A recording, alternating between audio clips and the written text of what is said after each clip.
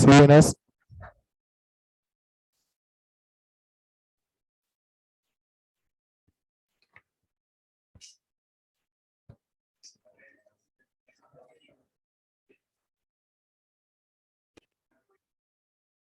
Ey, ey, ey, ey, ey.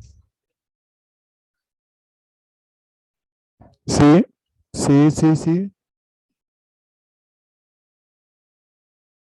Probando.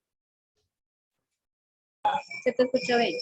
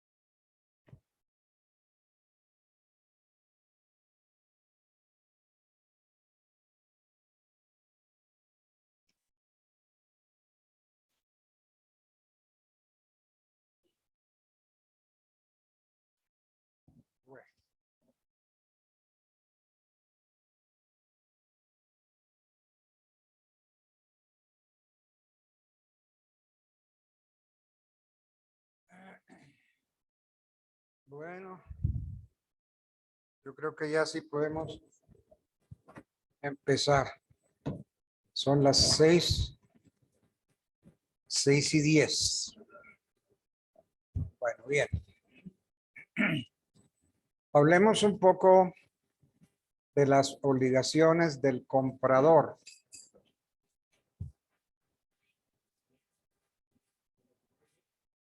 Obligaciones del comprador.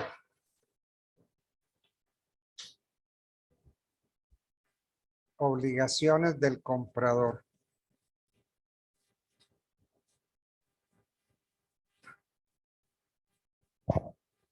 Los artículos 1928 y siguientes del Código Civil 1928 y siguientes del Código Civil nos hablan de las obligaciones del comprador y se refieren principalmente a dos. ¿Cuáles son las obligaciones del comprador? Principalmente dos. Vamos a verlas.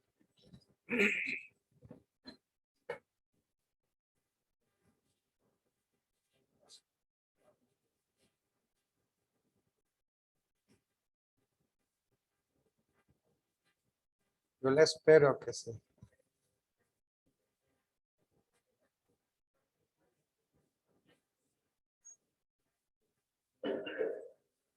Entonces, los que tengan códigos bonitos, porque los códigos feos no. Hay mucho código bonito para que lo estrenen. Ese código azul está bonito. Código para que lo estrenen. Muy bien, buenas noches. ¿Eso qué es?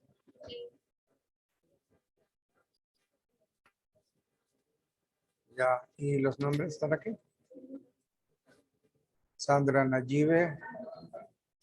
¿Sandra Nayibe qué? Chaparro. ¿Y?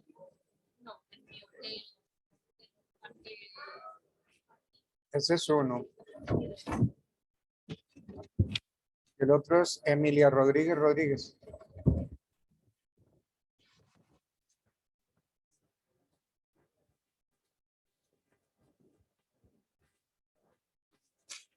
¿Alguien más tiene trabajos por entregar por ahí? Porque estoy recibiendo trabajos gratuitos, no estoy cobrando. Bueno, correcto. Me puso el nombre y todo.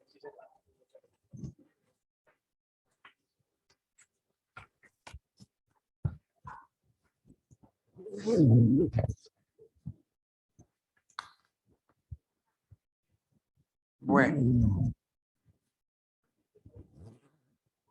ahora sí. Hablemos de las obligaciones del comprador. Los artículos 1928 y siguientes. 1928 y siguientes del Código Civil nos hablan de las obligaciones del comprador y se refieren principalmente a dos. Dos son las obligaciones del comprador. Primero, pagar el precio convenido.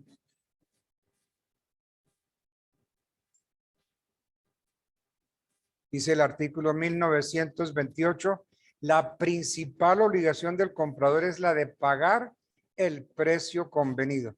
Esa es una de las obligaciones. Y la otra obligación es recibir la cosa en el lugar y en el tiempo estipulados. Entonces tenemos que de conformidad con el 1928 y siguientes, son dos las obligaciones del comprador: pagar el precio convenido y recibir la cosa en el lugar estipulado. Bien, en cuanto al pago del precio convenido, es necesario distinguir algunas situaciones que se presentan respecto del pago. Es necesario distinguir las siguientes situaciones. Si la venta fue de contado, si la venta fue al contado o de contado, el precio debe pagarse en el lugar y tiempo de la entrega. Si la venta fue de contado, el precio debe pagarse en el lugar y tiempo de la entrega. Si la venta fue a plazos, el pago debe efectuarse en el lugar y en el tiempo convenido en el contrato. Si no se estipuló lugar para el pago debe hacerse en el domicilio del deudor. Y en las ventas en que es necesario trasladar la cosa de un sitio a otro, el vendedor deberá enviarla al domicilio del comprador y este a su vez enviar el precio al domicilio del vendedor. Entonces, recapitulando otra vez, el comprador tiene dos principales obligaciones: pagar el precio y recibir la cosa. Y en cuanto al pago del precio, hay cuatro situaciones que ya las vimos. Si la venta fue de contado, si la venta fue a plazos, si no se estipuló lugar para el pago, y en las ventas en que es necesario trasladar la cosa de un sitio a otro, entonces el vendedor debe enviarla al domicilio del comprador y este a su vez debe enviar el precio al domicilio del vendedor.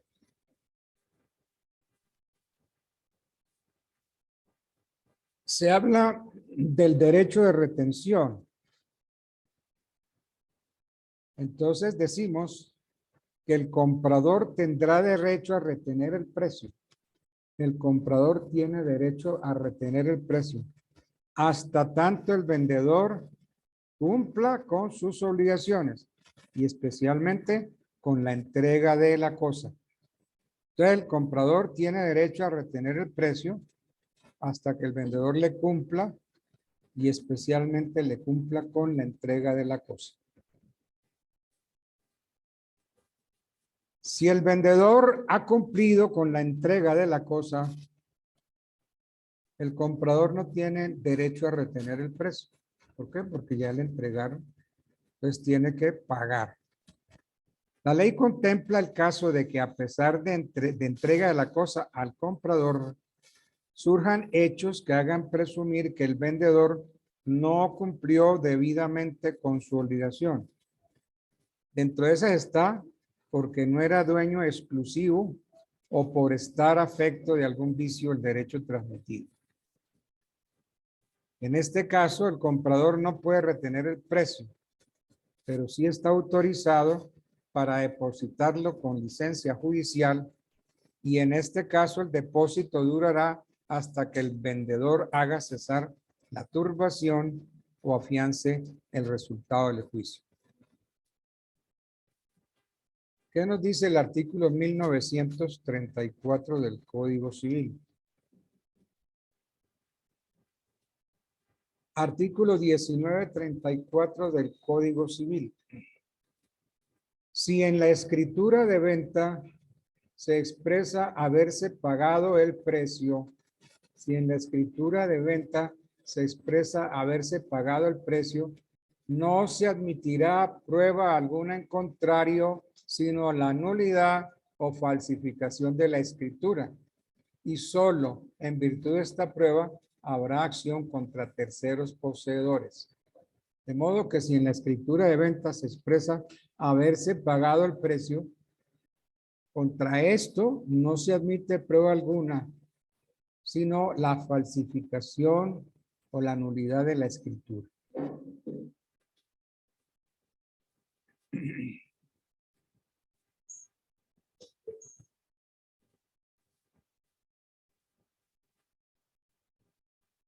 Resolución de la venta por el no pago del precio. ¿Qué dice el artículo 1930? ¿Alguien quiere leerlo en un código de esos nuevos? A ver si dice lo mismo o no.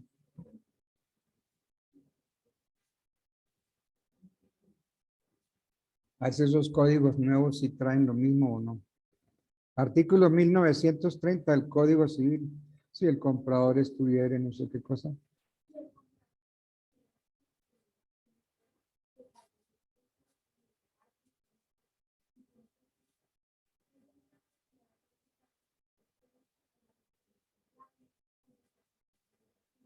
Perfecto. Entonces, ¿qué dice el 1930? Que si el comprador estuviera ya constituido en mora de pagar el precio en el lugar y en el tiempo convenidos, el vendedor tiene derecho para exigir el precio o la resolución de la venta y además con pago de perjuicios. Efectos de esa resolución que da el 1930. Resuelta la venta, el comprador debe devolver la cosa al vendedor. El comprador devolverá la cosa al vendedor y este al comprador. Y entonces, el vendedor debe darle parte del precio que hubiere recibido. ¿Por qué? Porque las cosas vuelven a su estado anterior como si no se hubiera contratado. Entonces, miremos otra vez, efectos de la resolución. Resuelta la venta, como dice el 1930, el comprador devolverá la cosa al vendedor y este al comprador la parte del precio que hubiere recibido. O sea que las cosas vuelven a su estado anterior como si no se hubiera contratado y además faculta al vendedor para retener las arras, salvo en caso que se hayan dado como parte del precio. Porque es que vamos a mirar el pacto de arras. El pacto tiene, pues, vital 3 interpretaciones, otros le dan como 5 o 6. Pero ahora miramos el pacto de arras. A ver qué dice Pérez Vives respecto a las arras. Entonces, el 1930 nos dice que el vendedor tiene derecho para exigir el precio o la resolución de la venta. Los efectos de la resolución es de que resuelta la venta, el comprador devolverá la cosa al vendedor y al comprador la parte del precio que hubiere recibido, o sea, que las cosas vuelven a su estado anterior como si no se hubiera contratado. Y además faculta al vendedor el vendedor puede retener las arras, salvo si se dieron como parte del precio. En cuanto a los frutos, el vendedor tiene derecho a exigirlos en su totalidad. Y tercero, para el pago de las expensas y los deterioros de la cosa, se considera al comprador como poseedor de mala fe, a menos que pruebe que su incumplimiento se debió a fuerza mayor o caso fortuito.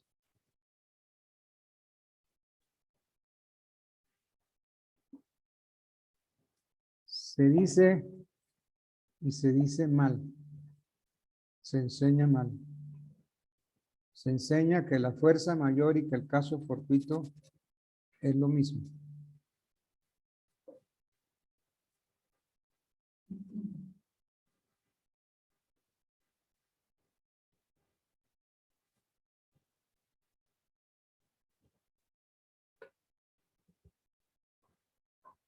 ¿Por qué dicen que fuerza mayor y que caso fortuito es lo mismo?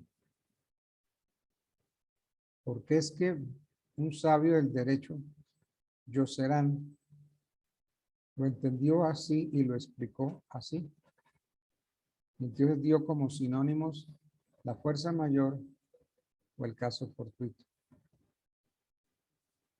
Pero ya veremos con don Luis Claro Solar que la fuerza mayor es una cosa, el caso fortuito es otra. Yo traeré ese libro de Luis Claro Solar para leer ese punto. Bueno.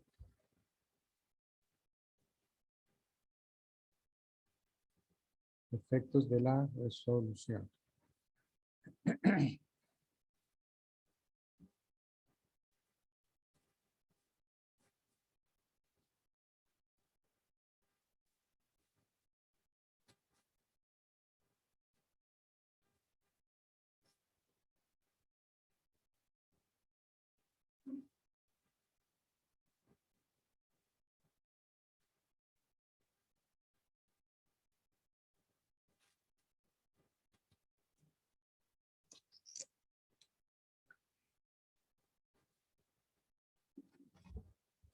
Hay unos pactos especiales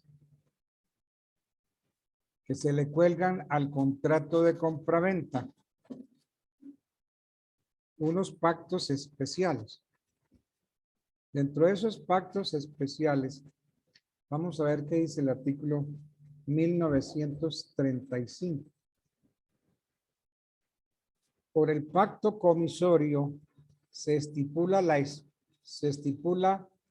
por el pacto comisorio se estipula expresamente que, no pagándose el precio al tiempo convenido, se resolverá el contrato de venta. Pacto comisorio. Por el pacto comisorio se estipula expresamente que, no pagándose el precio al tiempo convenido, se resolverá el contrato de venta. Entiéndese siempre esta estipulación en el contrato de venta y cuando se expresa toma nombre de pacto comisorio y produce los efectos que van a indicar, se dice el artículo 1935. Entonces, el pacto comisorio es uno de los pactos anexos al contrato de compraventa. El pacto de retroventa lo define el artículo 1939 del Código. ¿Qué dice el 1939 del Código? Por el pacto de retroventa El vendedor se reserva la facultad de recobrar la cosa vendida, reembolsando al comprador la cantidad determinada que se estipulare o en defecto de esta estipulación, lo que le haya costado la compra. Pacto de retroventa.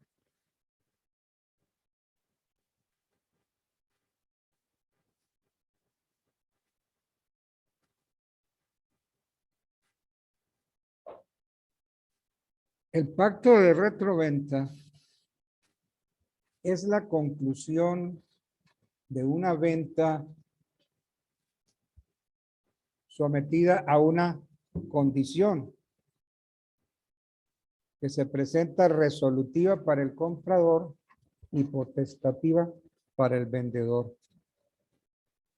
Esta condición se verifica cuando el vendedor declara antes de vencerse el plazo, bien sea el convencional estipulado por las partes, que resuelve readquirir el dominio que le transmitió, prometiendo devolver el precio de compra o el estipulado. En conclusión, no hay dos ventas como pudiera pensarse. La inicial es la única que existe. Lo que ocurre es que mediante el pacto, el vendedor inicial pasa a ser comprador y el comprador pasa a ser vendedor. Este pacto de retroventa lo utilizan mucho en los bajos fondos. Yo pido prestado dinero y entonces el que me presta me dice, pero me tienes que dar una garantía. Y yo le digo, bueno, lo de hipoteca, no me sirve. Entonces, ¿qué acostumbran?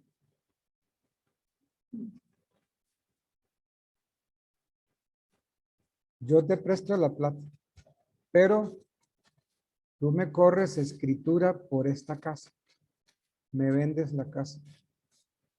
Y le ponemos a la escritura una cláusula que diga que tú tienes facultad de recobrarla cuando me pagues lo adeudado.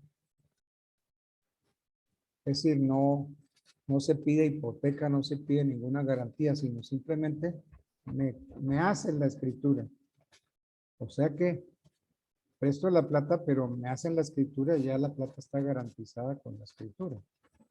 Pero en el fondo no es que yo quiera que me corran la escritura, sino que la escritura la pedí yo como garantía. Entonces en esa escritura se pone la facultad de retroventa. Así se acostumbra el préstamo entre esa gente. Ellos prestan así.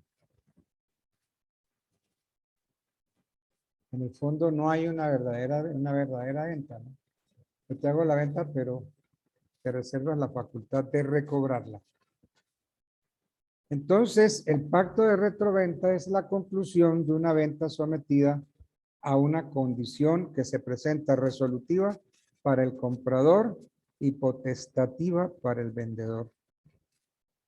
Esta condición se verifica cuando el vendedor declara antes de vencerse el plazo, bien sea el convencional o el legal, que resuelve readquirir el dominio que le transmitió, prometiendo devolver el precio de compra o el preestipulado. No hay dos ventas, como parece, solamente existe una sola, la inicial. Lo que ocurre es que mediante este pacto, el vendedor inicial pasa a ser comprador y el comprador pasa a ser vendedor.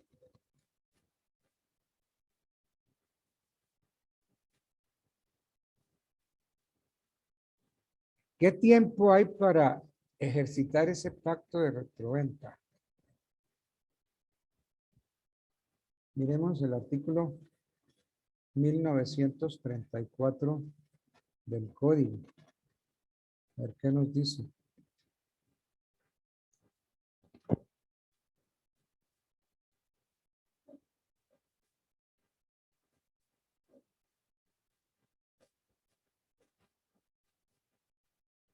No, se me trastocaron los números. El 43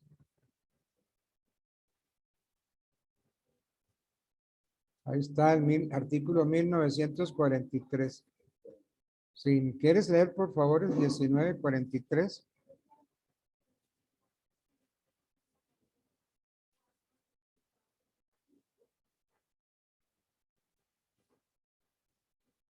El tiempo en que se podrá intentar la acción de retroventa no puede pasar de 4 años contados de la fecha del contrato.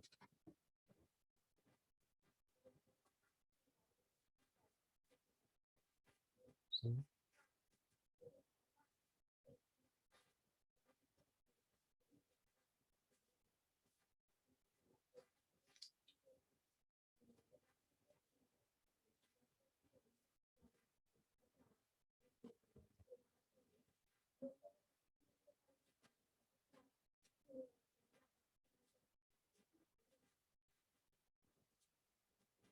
Con relación a este plazo de 4 años, de que nos habla el artículo 1943, la Corte Suprema de Justicia ha dicho que cuando las partes acuerdan la posibilidad de prorrogar el plazo en la retroventa, tanto el pacto de prórroga como la fijación del periodo deben aparecer claramente determinados en el contrato. Como quiera que los terceros de buena fe no pueden quedar al albur de posteriores acuerdos de las partes o a que se les sorprenda con estipulaciones o prórrogas de plazos no conocidos. Es apenas obvio, dice la Corte, que el legislador hubiera establecido entonces que el pacto de retroventa en sus efectos contra terceros se sujeta a lo dispuesto en los artículos 1547 y 1548 del Código Civil, que vamos a leer. ¿Qué dice el 1547?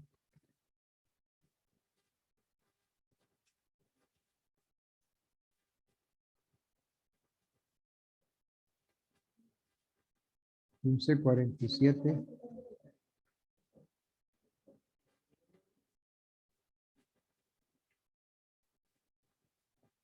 ¿Sí, 1547?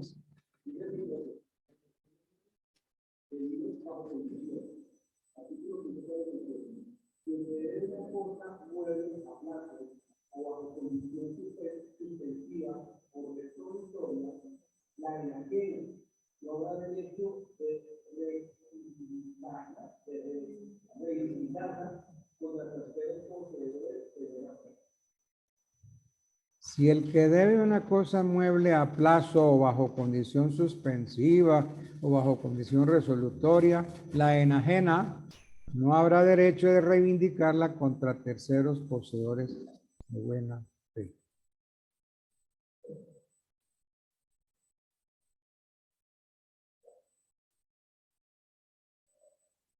Ustedes no han visto obligaciones, ¿cierto? ¿Sí vieron?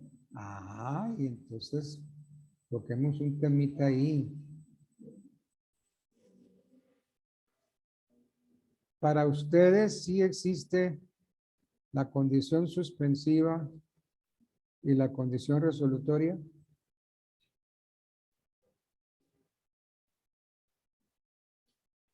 Quiero opiniones.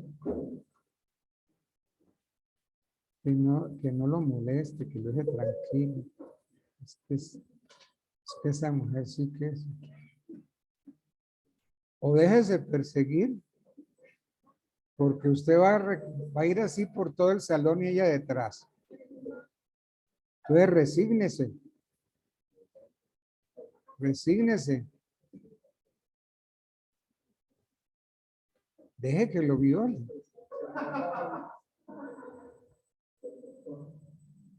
Aquí no decimos nada. Bueno. Si el que debe una cosa mueble a plazo o bajo condición suspensiva o resolutoria la enajena, no habrá derecho de reivindicarla contra terceros poseedores de buena fe. Pregunto, si hay condición suspensiva y si hay condición resolutoria, ¿ustedes qué opinan?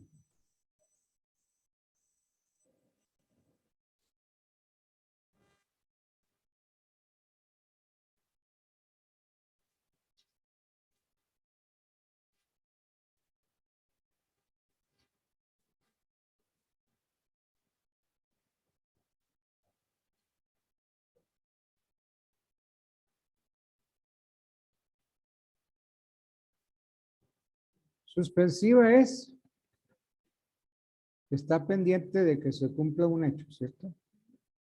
Y cuando se cumple, se vuelve resolutoria. Es decir, se vuelve resolutoria un instante.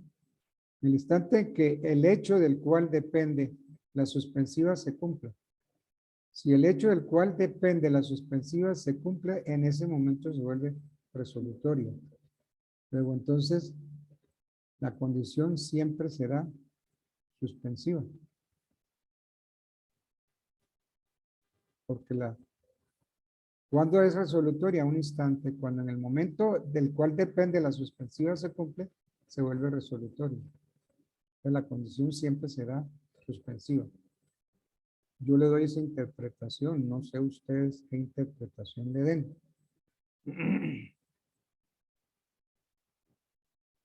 ¿La condición será siempre suspensiva o siempre resolutoria? Bueno.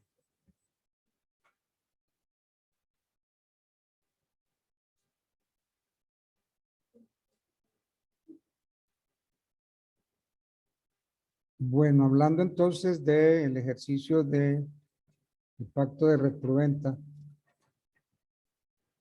El comprador debe devolver la cosa al vendedor con sus accesorios naturales y deberá indemnizarlo por los deterioros que el comprador haya causado a la cosa por un hecho o culpa suyas.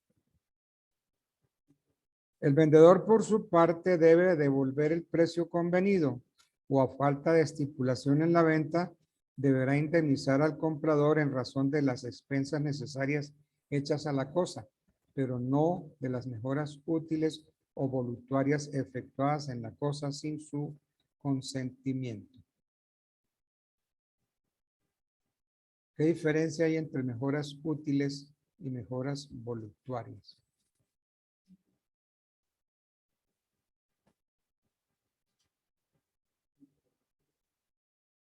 Las útiles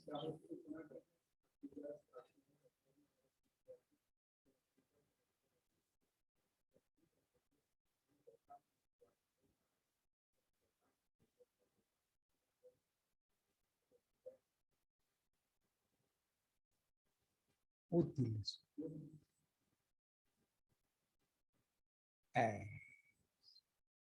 Esas son útiles. ¿Será que el local no puede existir sin nada de eso?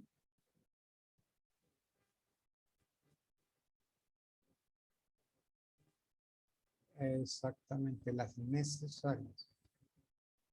Necesarias. ¿Y las voluntarias cuáles son?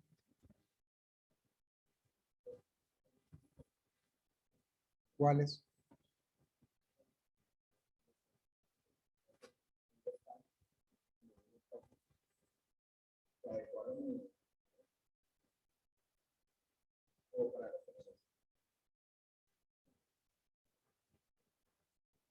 A ver si yo le pongo a mi finca espejos.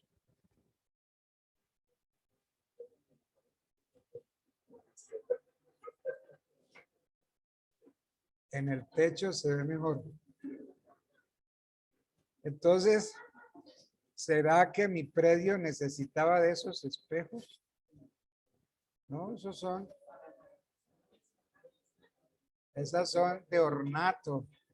Ornato, son de entretenimiento, de ornato, pero no son necesarias. Bueno.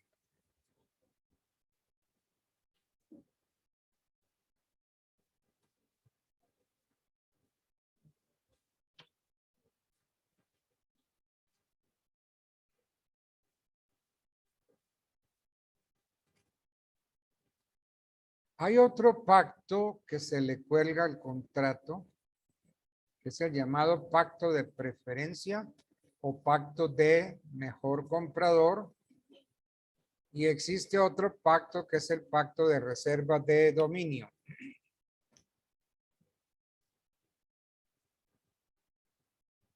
El pacto de preferencia o pacto de mejor comprador. ¿Alguien quiere leer, por favor, el artículo 1944 del código.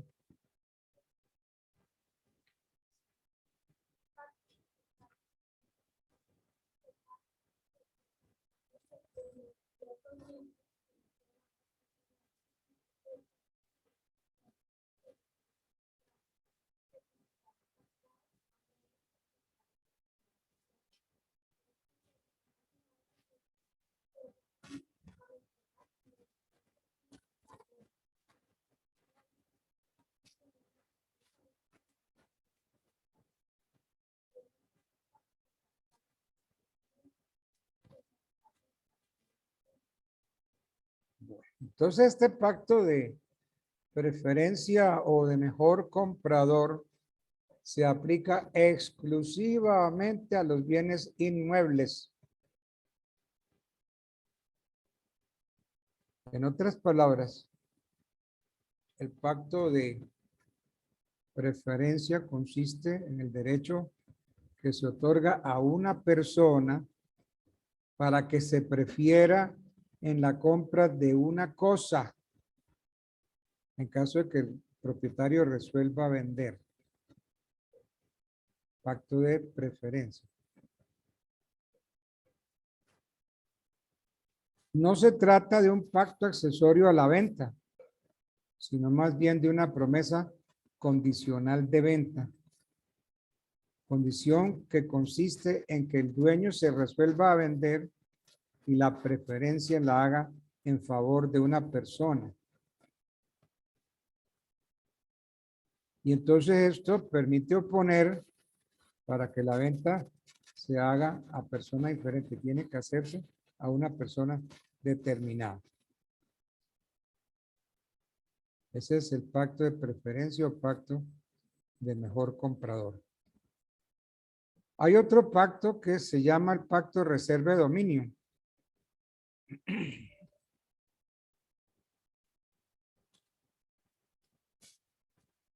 El pacto de reserva de dominio fue introducido en Colombia ya en el año 1929 por la creciente industrialización y en particular fue difundido por las máquinas de coser Singer. ¿Conocieron ustedes esas máquinas de coser Singer? Las abuelas nuestras tenían máquinas de coser Singer. Mi mamá tuvo una muy linda, qué belleza de máquina de coser. Eso se abría una tapita y se sacaba la máquina. Y aquí tenía unas gaveticas y se daba pedal. Y daba el pedal y había una cuerda de cuero y movía una rueda. Y usted con los pies le daba pedal. Entonces esto fue difundido por las máquinas Singer y por otras firmas que estaban en vía de desarrollo, las cuales se vieron obligadas a aumentar sus ventas, para lo cual establecieron la venta de mercancías que podían adquirir las personas por el solo pago de una cuota inicial y el saldo de precio por cuotas mensuales, razón por la cual llamó mucho la atención, por cuanto las personas disfrutaban del producto con solo el pago de la cuota inicial. Con la cuota inicial entonces le daban la máquina de coser.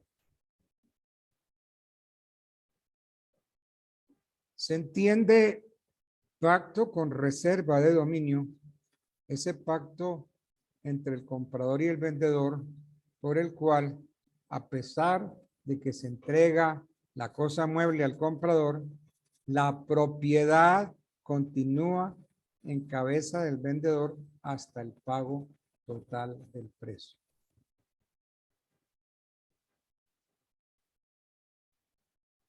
La reserva de dominio, el pacto de reserva de dominio, solamente se da en la venta de bienes muebles, nunca en la de bienes inmuebles.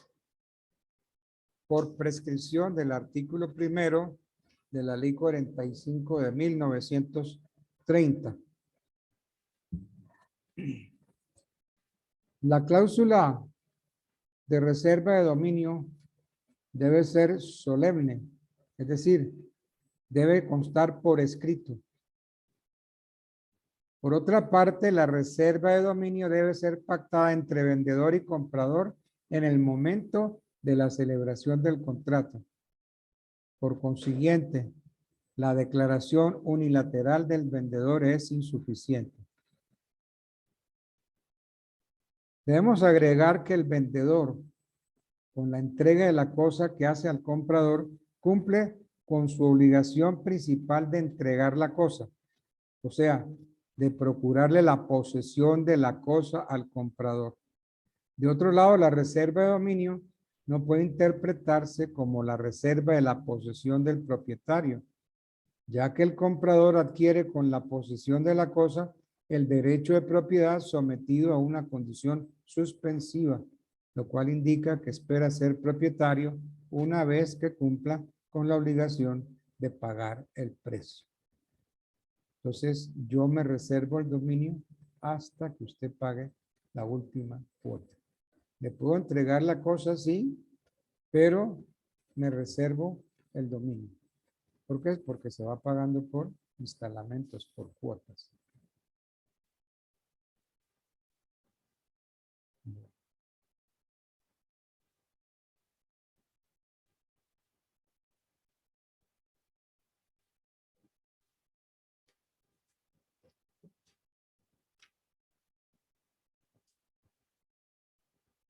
Bueno, miremos ahora el contrato de permuta, que le llamaban trueque. Quizás fue el primer contrato que conoció el hombre. Porque si yo tenía arroz y usted tenía maíz, pues yo le daba arroz, usted me daba maíz. Ah, yo entro en eso, yo tengo huevos. Entonces, si usted da los huevos y el otro da el arroz y maíz, entonces todos comemos arroz con huevo, maíz, huevo.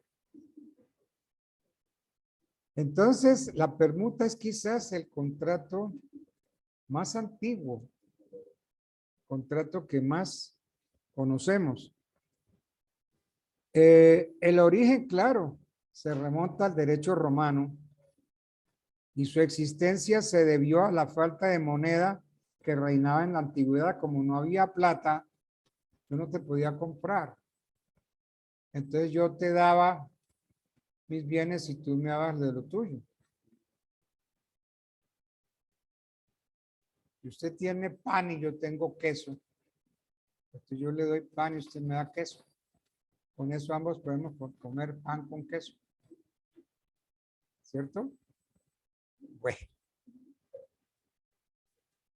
Entonces, repitiendo, el contrato de permuta se remonta al derecho romano y su existencia se debió a la falta de plata, a la falta de la moneda.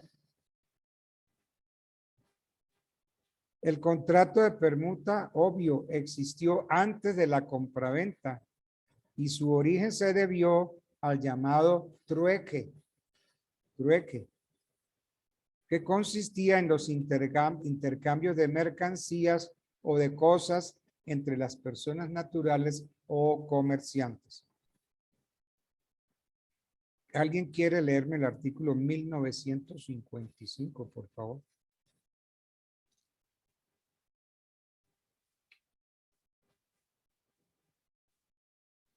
La permutación o cambio.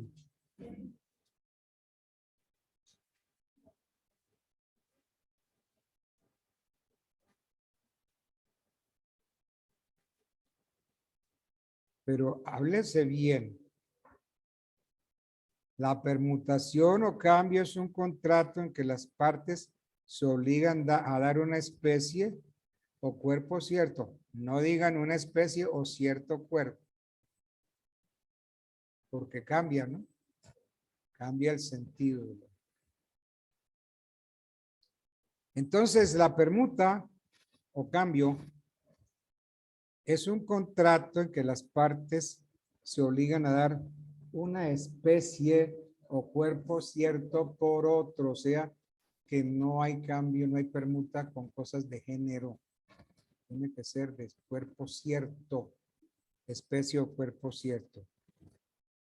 Este contrato, la permuta, se reputa perfecto por el solo consentimiento de las partes, excepto cuando alguna de las cosas que se cambian o ambas sean bienes raíces o derechos de sucesión hereditaria o derechos reales, en cuyo caso para su perfeccionamiento necesitamos de una escritura pública.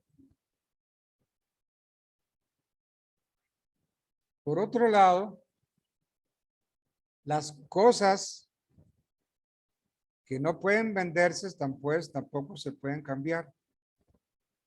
Entonces, no pueden cambiarse las cosas que no se pueden vender.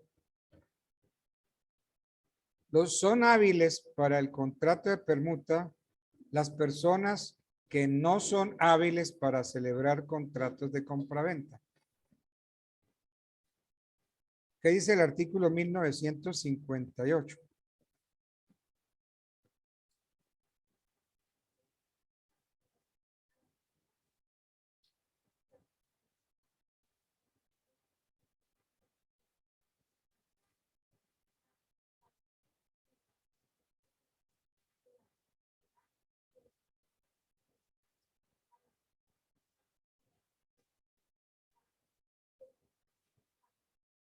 Eso. Entonces, cada permutante es vendedor. Dígame. Sí. Sí, porque es que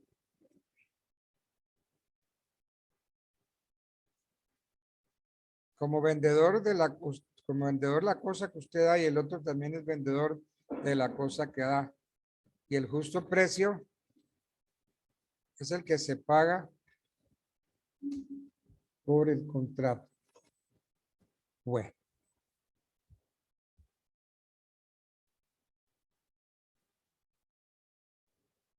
Otro contrato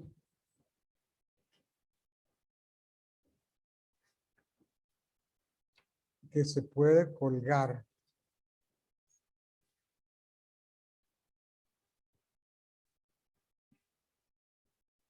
es el de la cesión de créditos personales. El artículo 33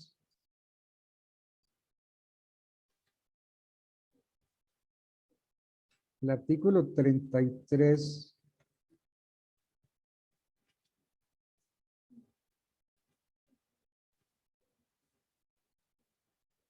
que subrogó el artículo 1959. Repito, el artículo 33 de la ley 57 de 1887. Subrogado por el artículo 1959 del Código. Reglamenta la cesión de los créditos de esta manera. La cesión de un crédito a cualquier título que se haga. La cesión de un crédito a cualquier título que se haga. No tendrá efecto entre el cedente y el cesionario, sino en virtud de la entrega del título. Pero si el crédito que se cede no consta en documento, la cesión puede hacerse otorgándose uno por el cedente al cesionario. Y en este caso, la notificación de que trata el artículo 1961 debe hacerse con exhibición de dicho documento. Dice el 1961, la notificación debe hacerse con exhibición del título que llevará anotado el traspaso del derecho con la designación del cesionario y bajo la firma del cedente. Entonces, estamos hablando de la cesión de créditos. En este contrato intervienen 3 personas. Miren a ver si en el artículo 1959 están esas 3 personas.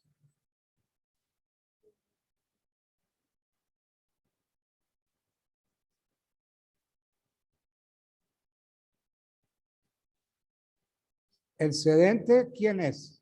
Es el titular del crédito que se cede. El cedido es el deudor del crédito. Y el tercero es la persona en favor de quien se cede el crédito y que se denomina cesionario. Entonces, cedente, cedido y cesionario.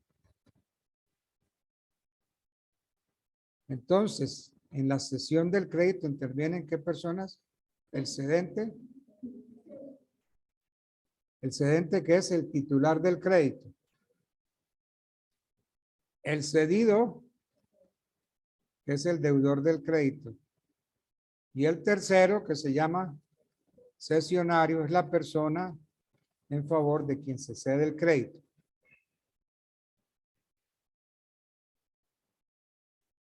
La cesión de un crédito contenido en un documento se realiza anotando en la parte inferior del mismo una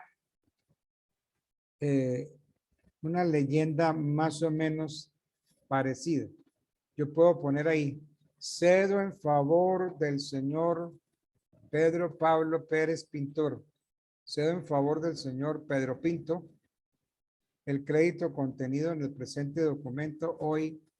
¿Cómo estamos hoy? 18 de mayo de 1900.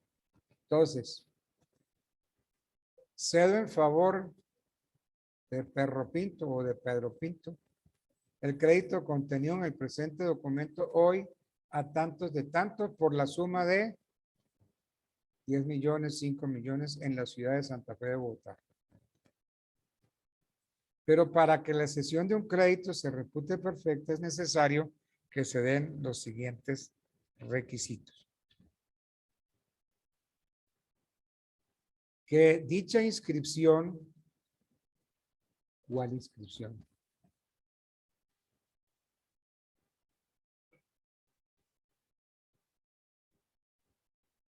La cesión del crédito, en el documento que se cede, ahí se anota.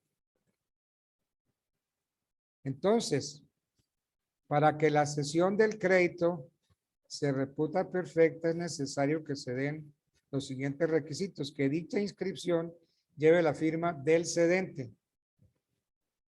La inscripción hace relación a la leyenda que hicimos arriba. Cedo en favor del señor Pedro Pinto, Segundo, que se le notifique al cedido de la cesión con la exhibición del documento. La aceptación de la cesión por parte del cedido podrá consistir en un hecho que la suponga, como la litis contestatio, como un principio de pago al cesionario, o por otro medio que la haga presumir. El artículo 1960 se refiere a la notificación cuando dice: la cesión no produce efecto contra el deudor ni contra terceros mientras no ha sido notificada por el cesionario al deudor o aceptada por éste. El artículo 1961 hace relación a la exhibición del título cuando dice: la notificación debe hacerse con exhibición del título que llevará anotado el traspaso del derecho con la designación del cesionario y bajo la firma del cedente. Eso dice el 1961.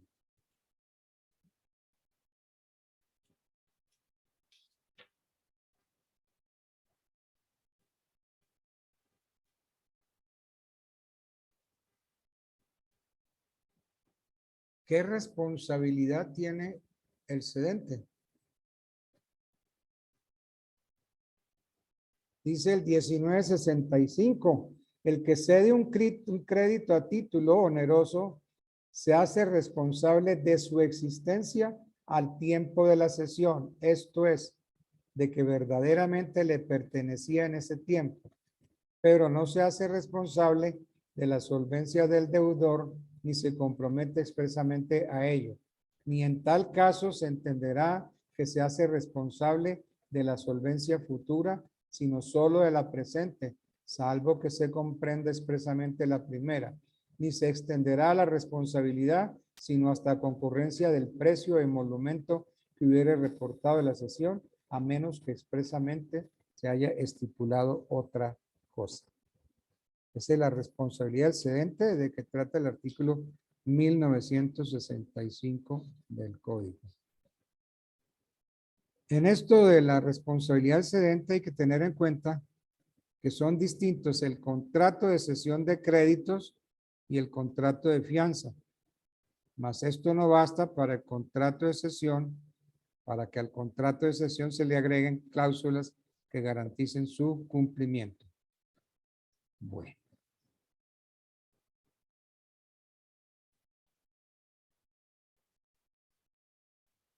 ¿Se puede ceder el derecho de herencia?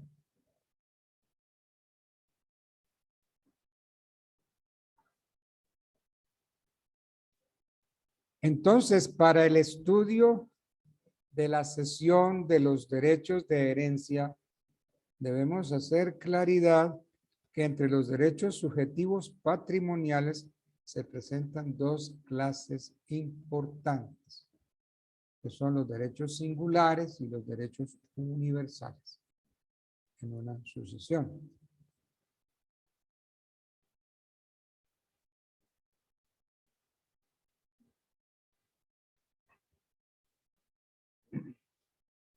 La constitución de los derechos hereditarios tiene su origen con la muerte de el causante, con la muerte de una persona y en la vocación hereditaria de los herederos.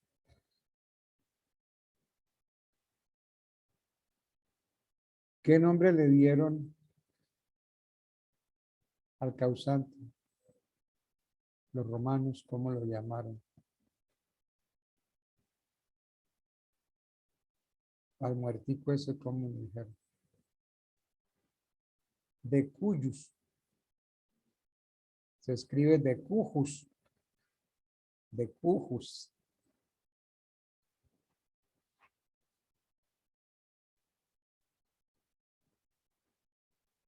Entonces, la constitución de los derechos hereditarios tiene su origen en la muerte de una persona y en la vocación hereditaria de los herederos.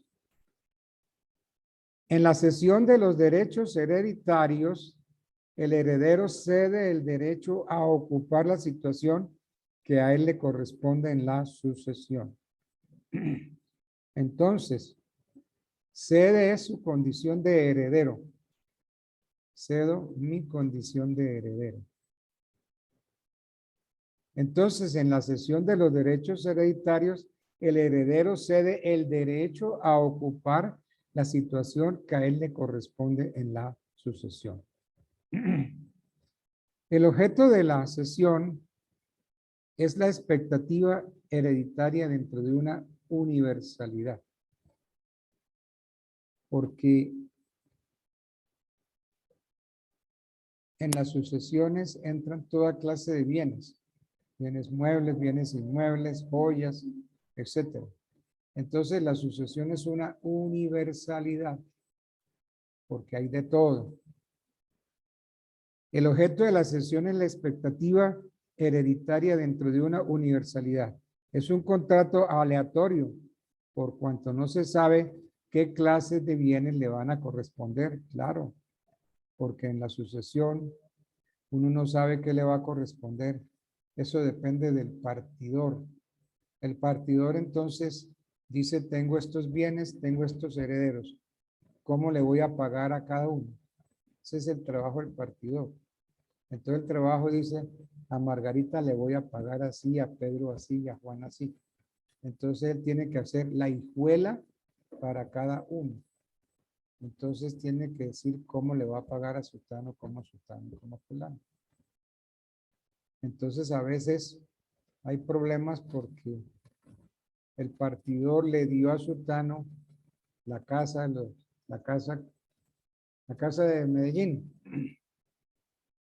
¿Y por qué usted le dio a fulano la casa de Medellín a ayudarme la mía? Esos son trabajos del partidor y el partidor sí que se gana problemas por hacer la partición. Y generalmente en la partición los herederos no quedan nada contentos. Entonces el objeto de la sesión es la expectativa hereditaria dentro de la universalidad. Pues yo no sé qué me van a dar, qué me va a tocar. Es un contrato aleatorio. Claro, porque no se sabe qué clase de bienes le van a corresponder. De otra parte, no se sabe qué riesgos se pueden correr en los eventos en que aparezcan nuevos herederos, testamentos apócrifos u otras circunstancias que menoscaben los derechos del cedente, alternando de este modo la económica de la cesión.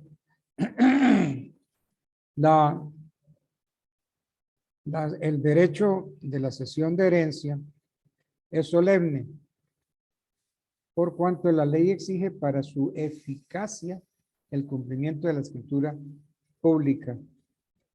La cesión contenida en documento privado no es válida, porque es que, como dice la norma, la ley exige para su eficacia el otorgamiento de la escritura pública. Entonces, la contenida en documento privado no tiene ningún valor. Por ende, entonces, la contenida en documento privado es anulable. El artículo 1967, ¿qué dice?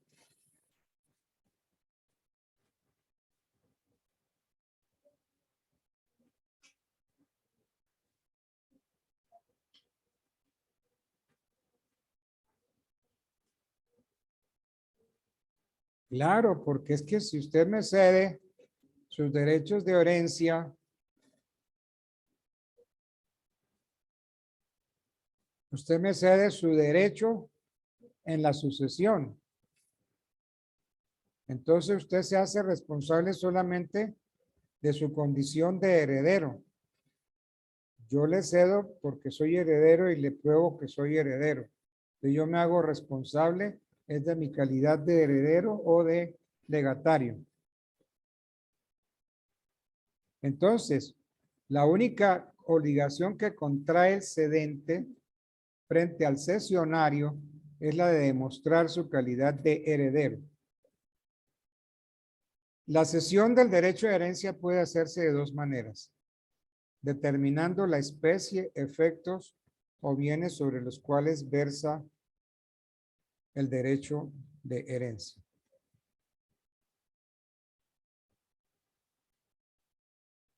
Cediendo sin especificar los efectos que pueden llegar a integrar la herencia.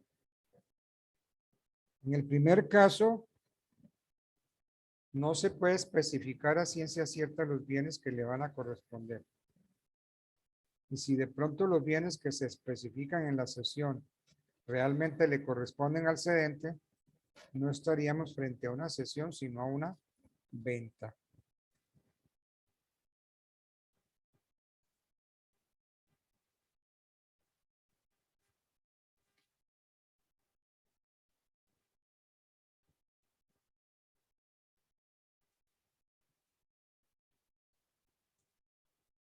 Bueno.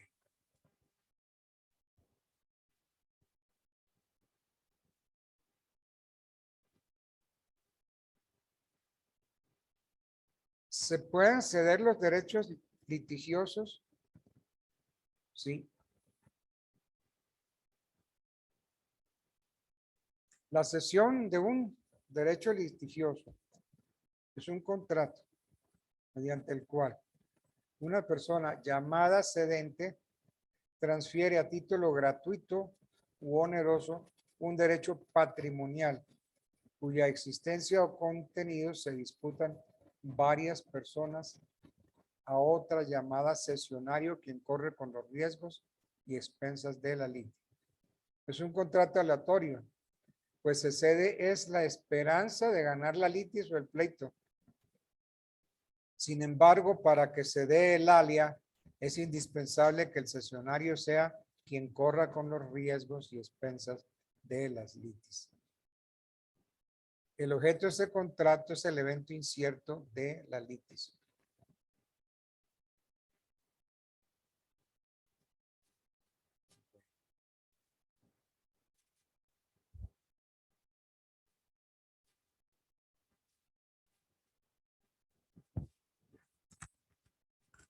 Ya siempre peleando.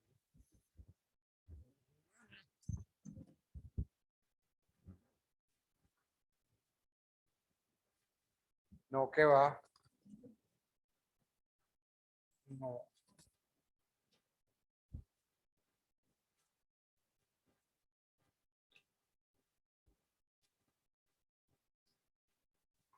Bueno.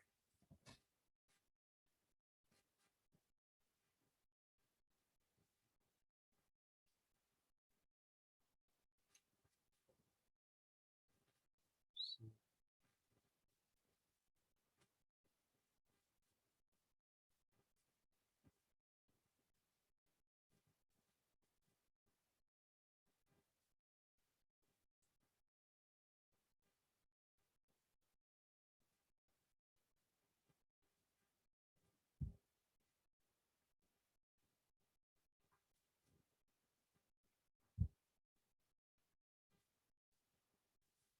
En mi libro de Teoría General del Contrato,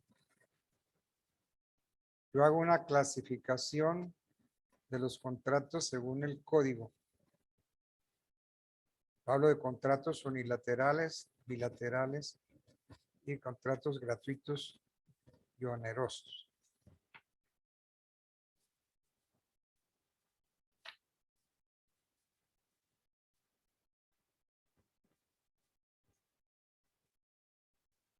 Entonces yo digo acá, el contrato gratuito o de beneficencia, como lo trata el artículo 1497 del Código Civil, es aquel que solo produce utilidad para una de las partes, sufriendo la otra el gravamen.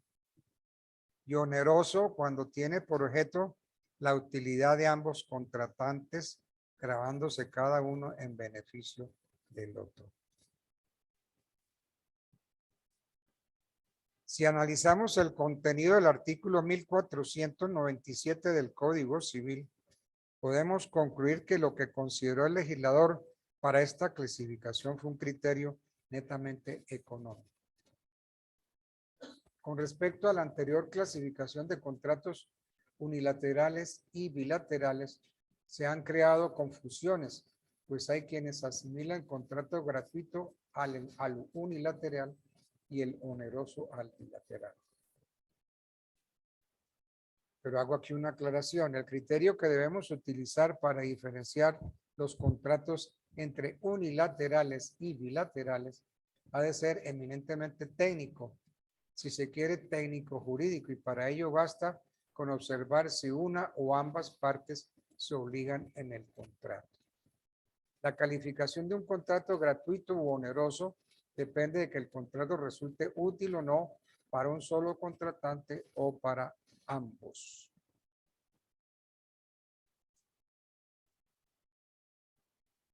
Para apreciar la naturaleza del contrato basta con considerar el momento de su perfeccionamiento.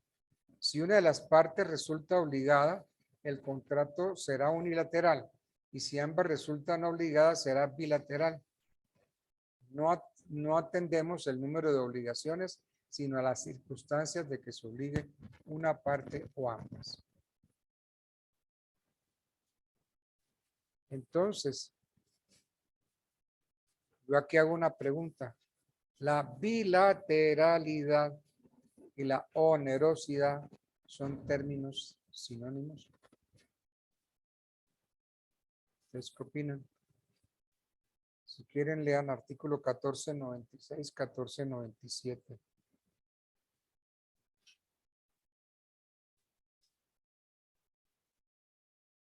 1900, 1496, 1497. ¿Qué dicen esos artículos?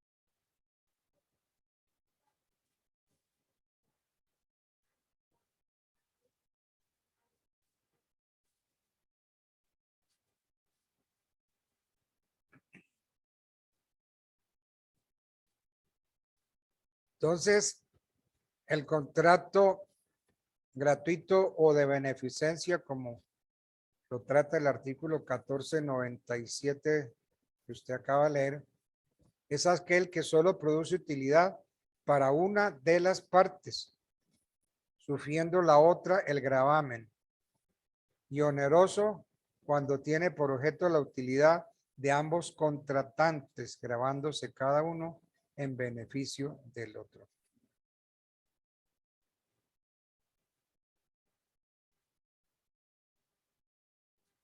Entonces la pregunta es, ¿la bilateralidad y la onerosidad son términos sinónimos?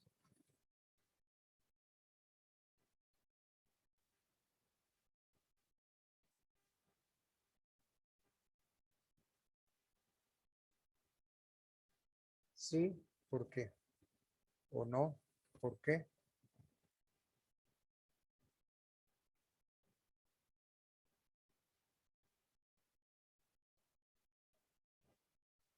El contrato bilateral, ¿cuándo el contrato es bilateral?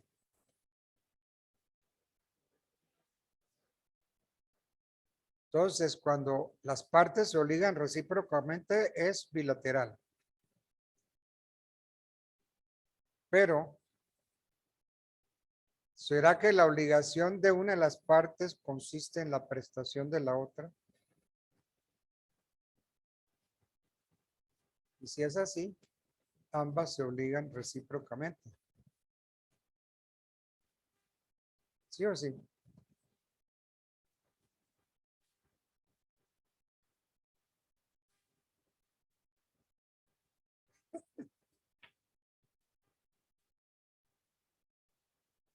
La pregunta es, página 94 de mi libro. ¿La bilateralidad y la onerosidad son términos sinónimos? Yo diría que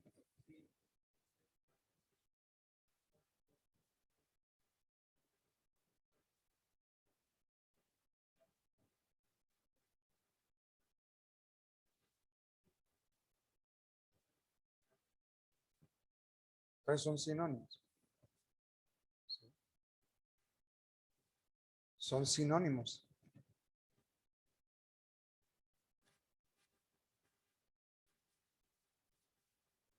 Porque es que, a ver, el contrato gratuito o de beneficencia solo produce utilidad para una de las partes, sufriendo la otra el gravamen. Y oneroso cuando tiene por objeto la utilidad de ambos.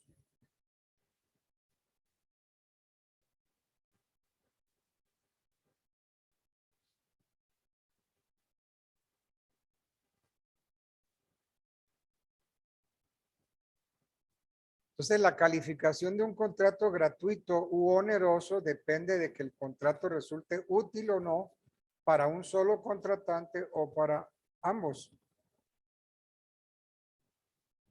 Contratos gratuitos y contratos onerosos.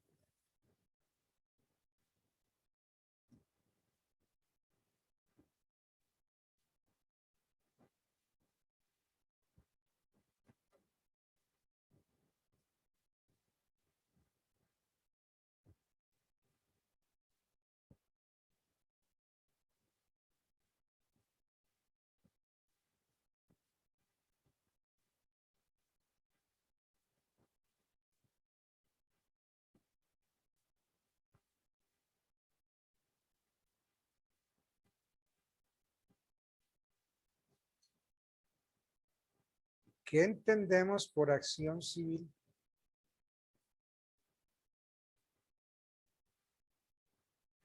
Acción civil.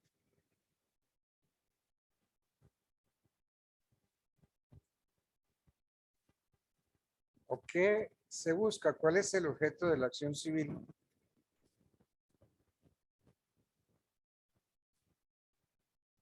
Si hay un delito,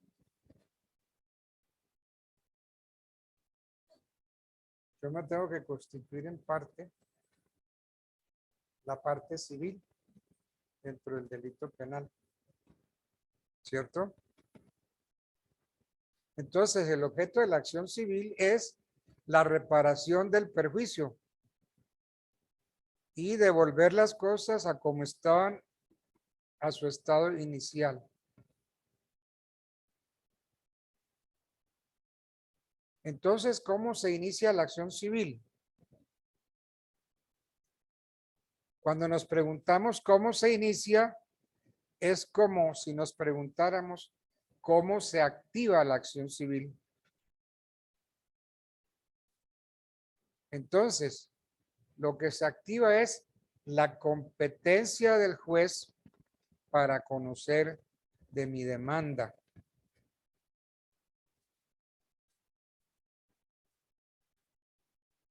¿Ante quién se inicia? Yo me puedo constituir en parte civil dentro del proceso penal o puedo ejercer ante el proceso civil. Entonces, el perjudicado es libre para escoger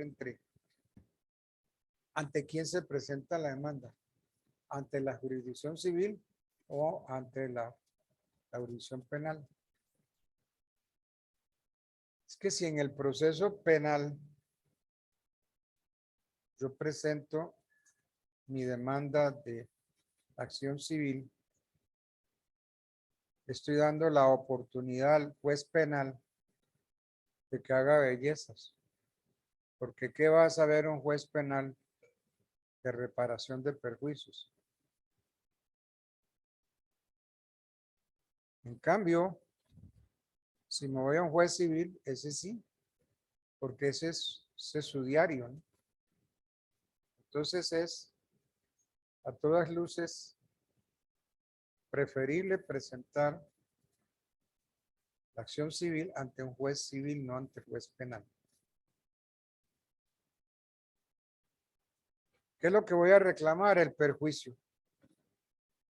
Entonces yo, con base en los perjuicios, presento mi demanda civil.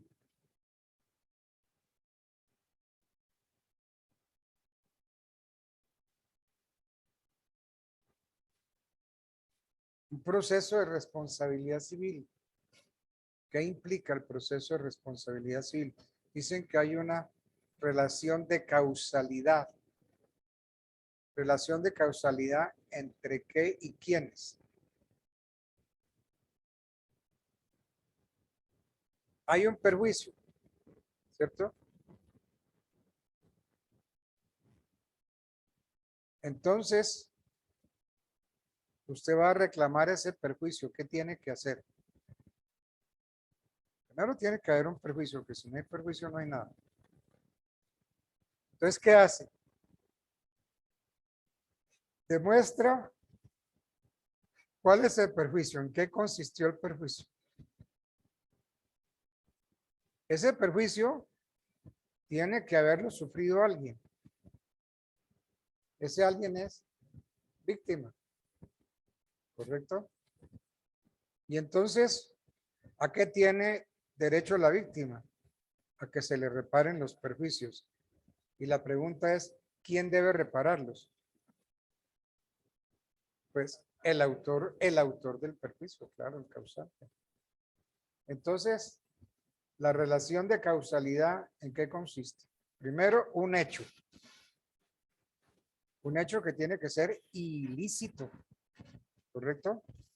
Porque si el hecho es lícito, no tenemos nada. Entonces, un hecho ilícito.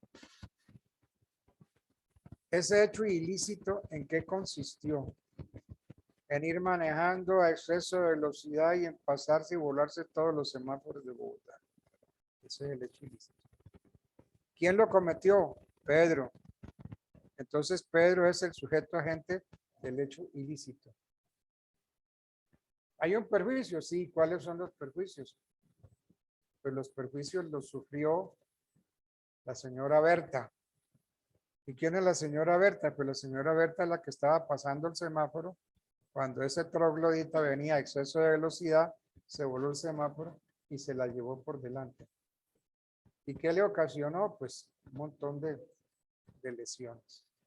Entonces la relación es de causa-efecto, relación de causalidad.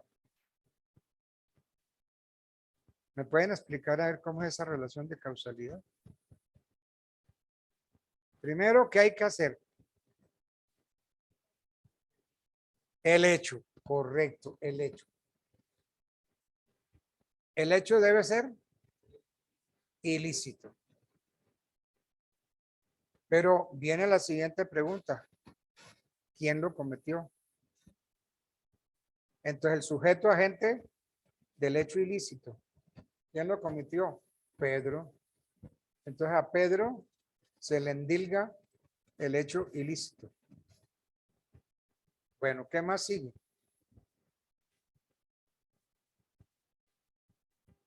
¿En qué consistió el hecho ilícito?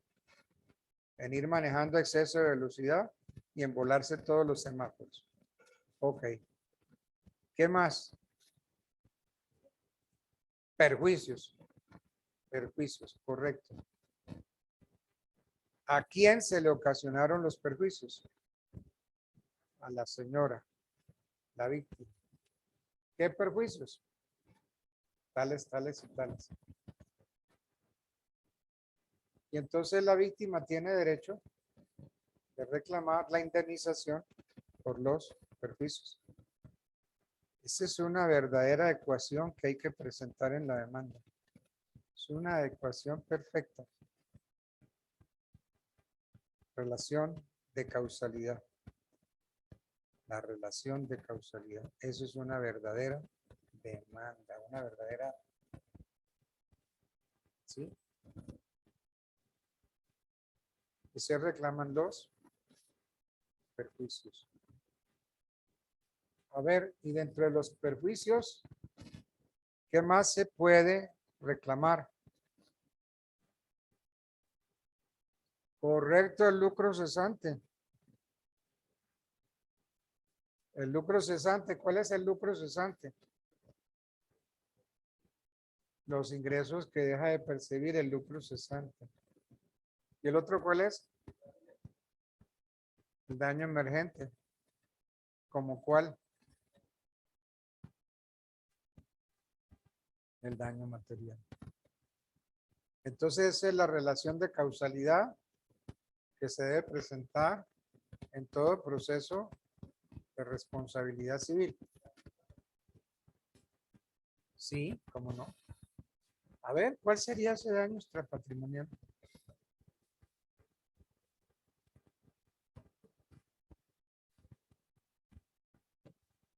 Sí, señor. Tiene toda la razón. ¿Para qué le digo que no? Sí, sí la tiene. Muy bien. Bueno. Sí, señora.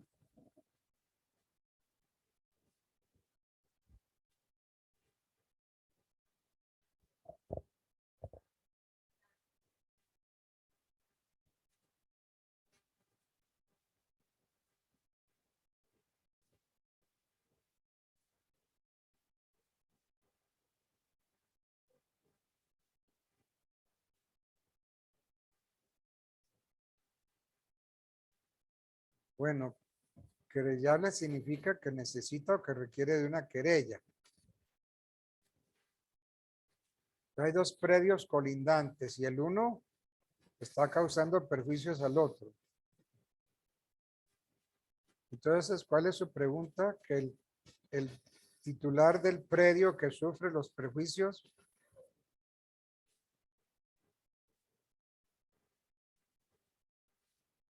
Sí, porque es que querella es penal, ¿no? Entonces, ¿por qué piensa usted en querella?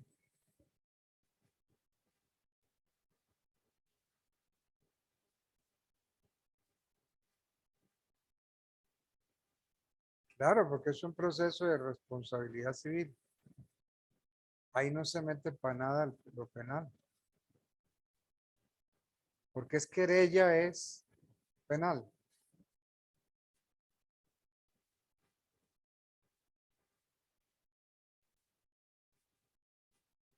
¿Y lo policivo cómo lo resuelve usted? Penalmente.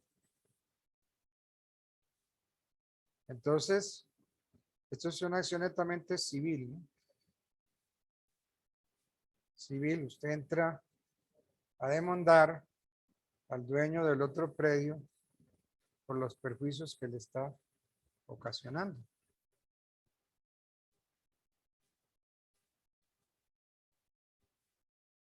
Miren, las cercas caminan solas. Usted va a su finca y dice, yo juro que está cerca. No estaba aquí, la cerca estaba allá. Yo me acuerdo que la cerca llegaba hasta ese palito y ahora la cerca está aquí. Sí, las cercas se mueven. Las cercas caminan de noche. Generalmente es de noche. Entonces, cuando eso se presenta, ¿qué se puede hacer? Da derecho a un proceso que se llama de deslinde y amojonamiento. Entonces usted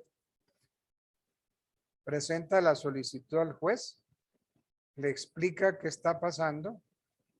Entonces usted le dice, señor juez, tenga la amabilidad, me designa unos peritos técnicos porque voy a iniciar un proceso de deslinde y a poner mojones. Entonces, toman la escritura pública de su casa y empiezan.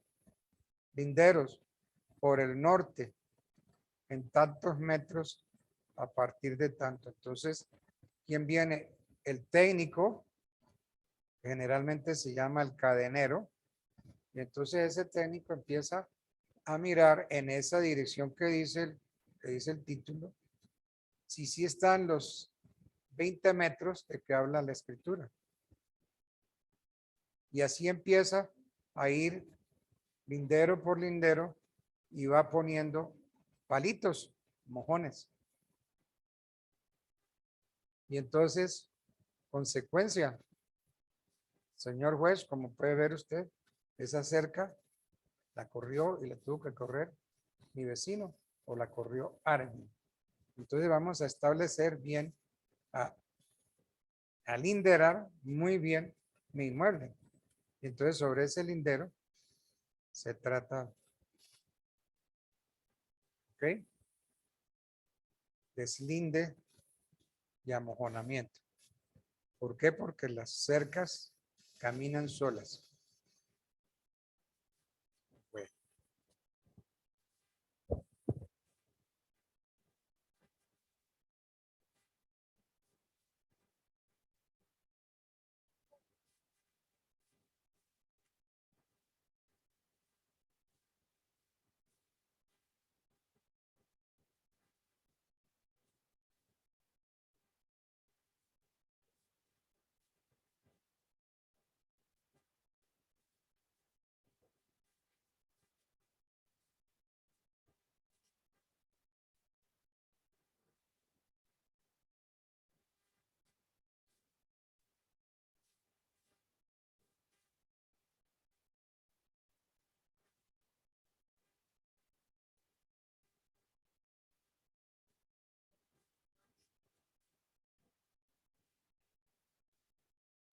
Bueno.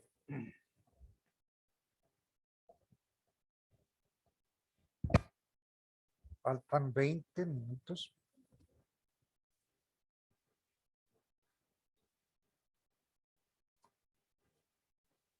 Mañana es que miércoles, jueves, lunes, martes, miércoles y jueves. Entonces mañana todavía tenemos clase presencial. Y el viernes virtual. Hasta que vengamos presencial todos los días. Porque es que la clase virtual es muy agradable. Miren, allá están. Encantados de la vida. Acostaditos en la cama, bien acompañaditos, con un cafecito al lado, puede ser incluso con un whiskycito, se escucha la clase. Hasta que se acabe la virtualidad. Yo no creo que la virtualidad se acabe, porque es que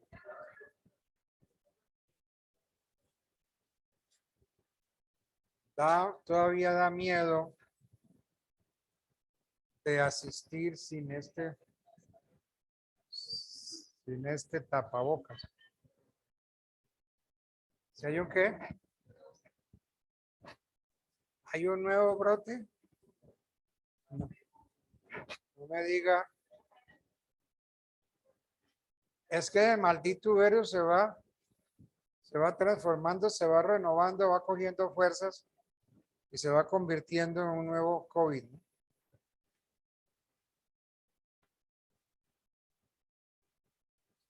Pero es que las vacunas, yo no sé, las vacunas yo no sé, matan a la gente.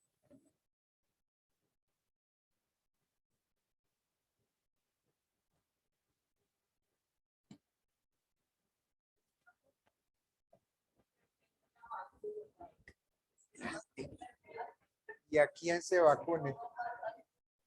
Depende de la vacuna y depende a quién se vacune.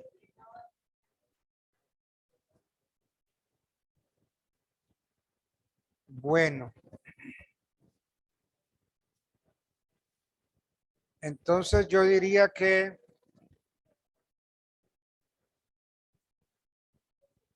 dejemos para mañana una figura que se llama transacción.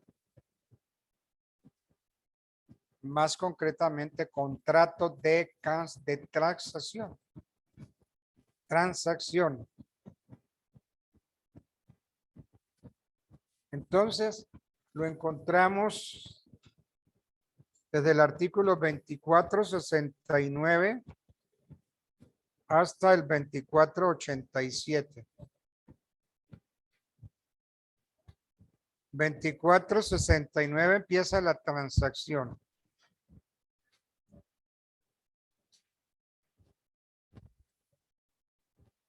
Y va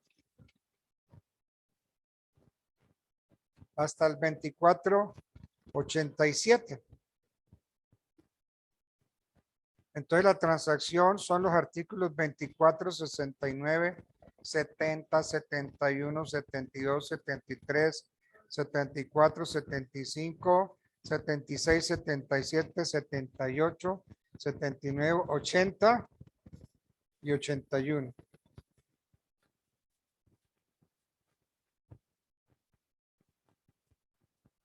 No, yo diría que hasta el 87. Al 2487. La transacción.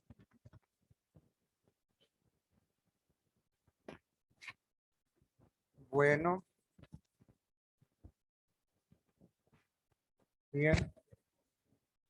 Yo creo que podemos levantar la sesión.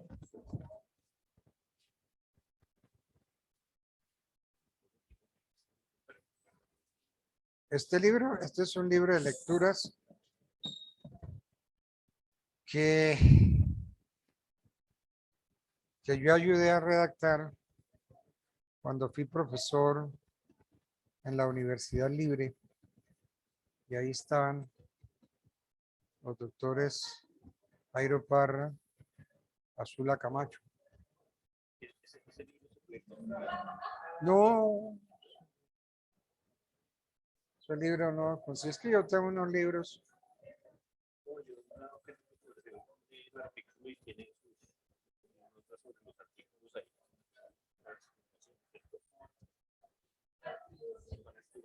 Y sobre todo mi libro, ¿no? Sí. Y con yo hago una serie de cosas aquí, preguntas increíbles. Es que el que se compre este libro queda, pero vea, porque es la teoría general del contrato, queda, pero al pelo con la teoría general.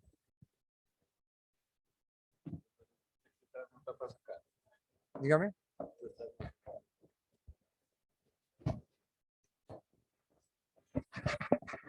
Pues es que no nos da tiempo para más. Compraventa, permuta, no sé si arrendamiento.